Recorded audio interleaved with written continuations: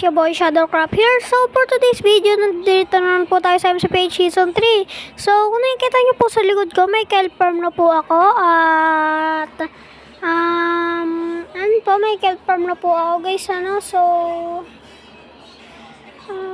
check lang natin kung naka-recording ako. Ayan guys, so ayun nga po is ayan po, may pumpkin farm, kelp farm, tower, size storage room na po tayo.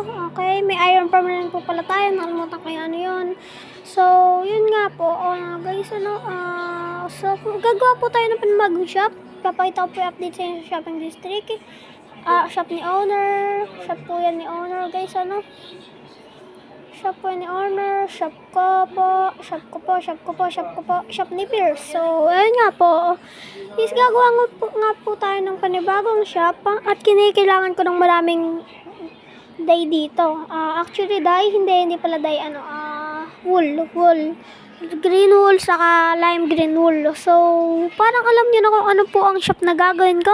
Pero, train hulaan bago ko ipakita yung time-lapse. Mamaya pa po tayo natin nila time-lapse yun. May ikatan nyo naman to sa thumbnail. Kunwali na lang din nyo nakita, guys. So, ito nga po.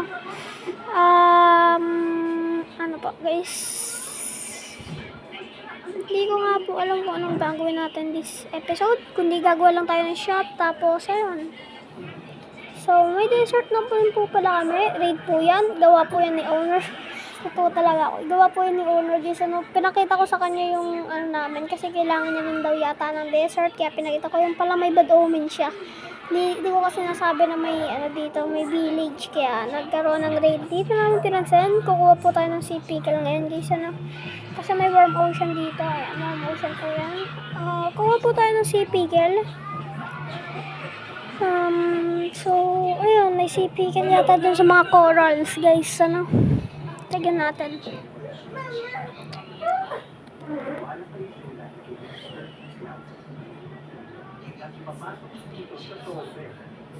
Saan yung sea pickle? Ayun, sea pickle. Ayun. Nakakita din tayo ng sea pickle, guys. Luluto pa daw to. Di ko nga alam kung nababone meal pa to, guys. Nababone meal pa ba yung sea pickle? Comment down below nyo nga, guys, kung nababone meal pa yung sea pickle. Naka-voice recording na naman po tayo guys, kaya medyo delay yung pag-aano ko guys. Home, nasa bahay, nasa base na rin tayo. Ayan guys, ito. Nagko-collect din po pala tayo ng mga armor trims. Nasa itches ko po sila, hindi ko po mapakita kasi nakalimutan ko pakita sa inyo. Pero ayun na nga po guys, tignan natin kung may bone tayo dito. Wala tayong bone. Walang bone. Kailangan talaga natin ng bone guys, kaya, ito na nga po guys, may bone meal pa ba ako dito? Wala na din. Wala na ba tayo? Ayun po yung mga armor cam natin guys, wala na din tayong bone meal dun. Wala talaga tayong bone meal, sure. Wala talaga. Ba't hindi ko nakikita yung storage room ko? Ayan guys, yun na pa lang po tayo ni owner. Nakita niyo po yung yung nasa yung tawag dito, hunger bar ko. Nakita niyo, nagkaroon sa terrace ng di ako makain ng Loten Place. Gawa po yan ni owner. Kakol ko po dito si owner, guys, kasi, so, yan na nga po, guys. Baba po tayo dito. Balik tayo sa desert. Dito natin siya i-bone meal. Baka dito sa warm ocean ba yung mga tayo na babawang nila, guys, pabayaan natin yung raid na yan guys. So, wait. Hindi ka dito sa warm ocean biome. Yes, nasa warm ocean na po tayo guys. Nababongil pa ba siya? Hindi na yata. Hindi na nga siya nababongil guys. At kung nagtatanong po kayo kung ano yung texture pack ko, tignan nyo na lang po sa Vanilla Twix. Pero tignan sa Vanilla Twix. Ayun guys, nalagyan na naman po tayo ng potion ni owner, di ba? Poison naman, hindi na saturation. So, yun na nga po guys, magawa po tayo ng cactus farm, saka ng lime farm, tapos shop, para sa build natin guys. Okay guys, So, lutuin lang natin itong sea pickle, para makakuha tayo lime dye. At kung ano bang magandang gawin, kundi time-lapse ang gagawin natin siya. Kaya, time-lapse! simulan na natin to.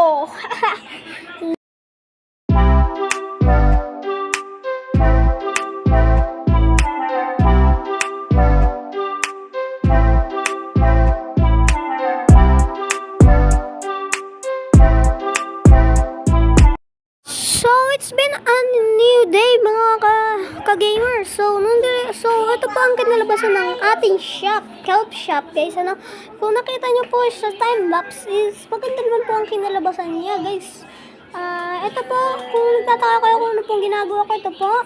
Ginagawa ko po ito para iwas nakaw po kami kasi po nung season 2 parang ang dami nagnakaw kasi nga po public server lang po ito. Hindi po ito private pero lang naman po siya. About that guys,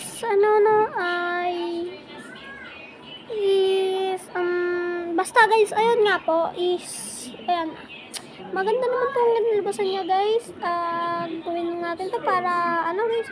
So para po makabilis sa mga shop, kailangan niyo po i-right click, may hawak na diamonds, tapos i-right click niyo po yung design guys. Tapos makakabili na po kayo ng shop.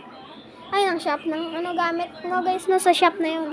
So ang gagawin po natin, so ito po ang update is kuha lang po tayo ng pang dito.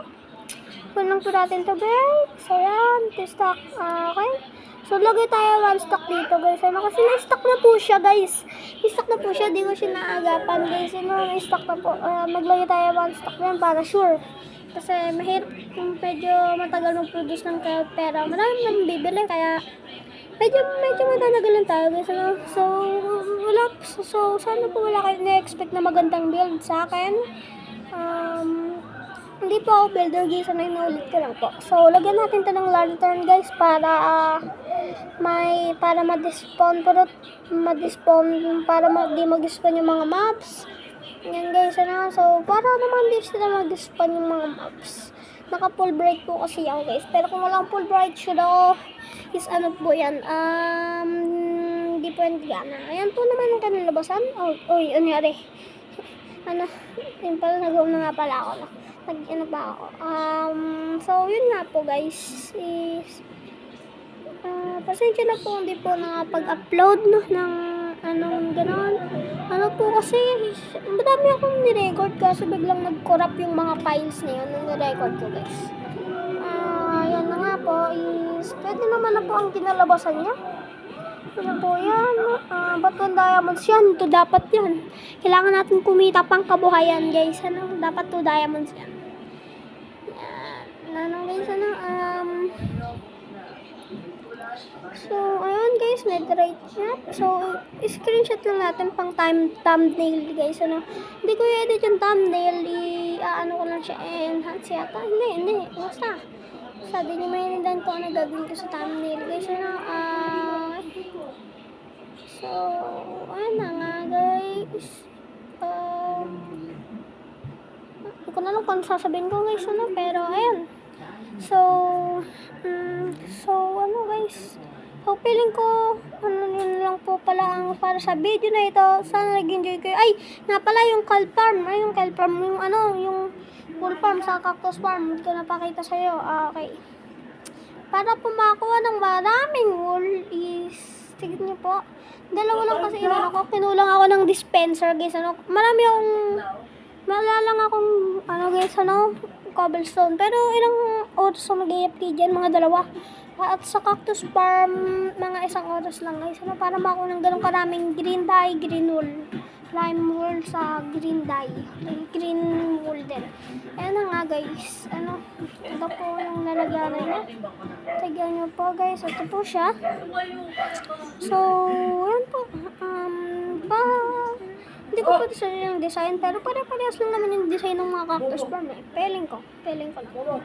So, yun lang po para sa video na ito. Sana nag-enjoy kayo. At kung nag-enjoy kayo, hit nyo na yung subscribe button.